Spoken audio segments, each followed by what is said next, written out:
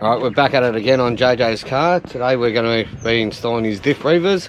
He's already underneath it trying to get that gearbox one out at the moment. So, yeah, let's check him out. I came from the mud. There's dirt on my hands. Strong like a tree. There's roots where I stand. My arm doesn't reach that much. My arm doesn't go any higher. If I could do it on mine, you should be able to do it on yours. Yeah, I know. What the fuck?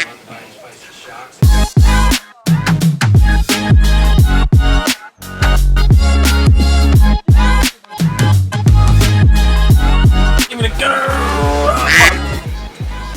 You've been my supervisor. You've been a supervisor.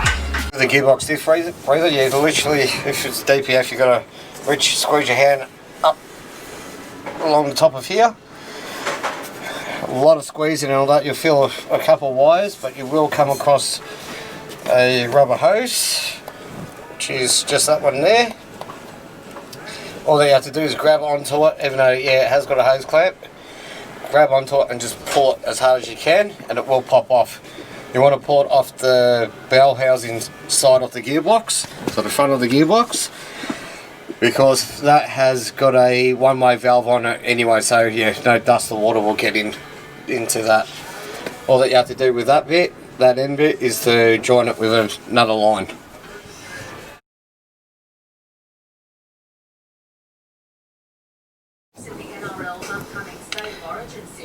On the front of the fuel tank, on the driver's side, you'll see a little breather right here. Very tricky to see and find. What you want to do is just disconnect that and tap it into the breather line that you already used. That's the little sucker that you want to get out. That is the locker breather. So this is only on the GXL models. So the rear locker.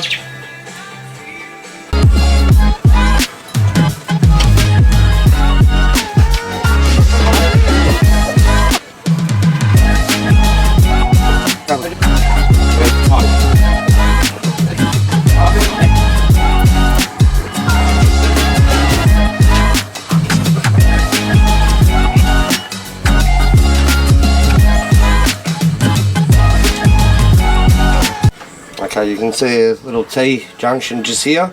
We've tapped into the rear diff breather for the lockers. Follow this. You should see where it taps into just there. So all you have to do is just push it straight over the top of that standard line. Also, a little bit of a loop for the rear diff locker, for the rear diff breather.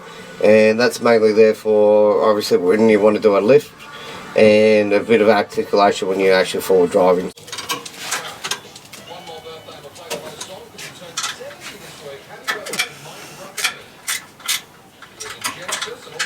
Okay, for the front diff breather, to get the raised bit off, you need a 12mm spanner. You also need a 12mm for the rear one as well, just to take the bolt out that clips onto the chassis. For the rear diff breather, it was a remover. It was a 12mm as well, and the front one, believe it or not, is a 14, just because they like to make it a little bit difficult for us. Okay, the front diff breather just bolts up onto the chassis there. You can see I've already undone the bracket there. And just on the passenger side of it, you'll see this funny fitting. And that's for the fitting that you need to remove to put the air fitting in.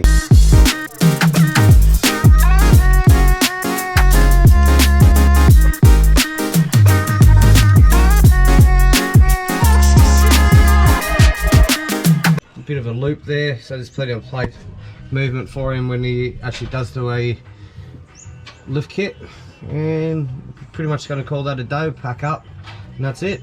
If you have a look all the way down there, there's a little nipple, that's for your diff lock breather. So it's just an easy one to run up to there.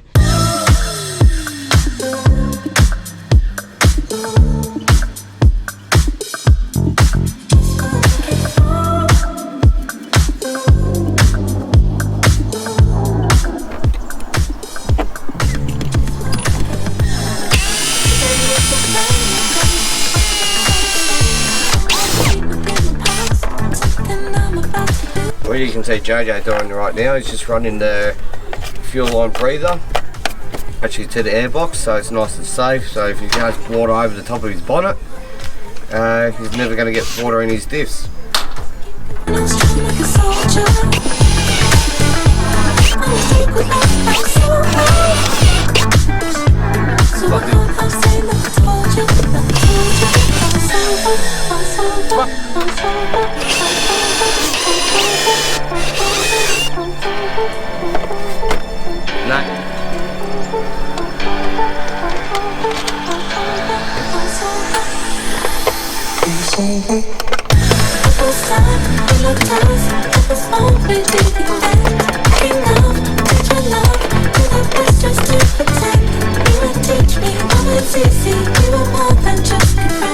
Alright guys, the diff breathers are all put in. Now you can actually go out in the water, get his feet wet.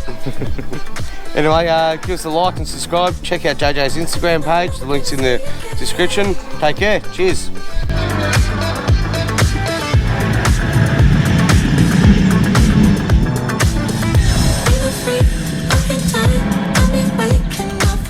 Right, you left you there. You gotta get you some food.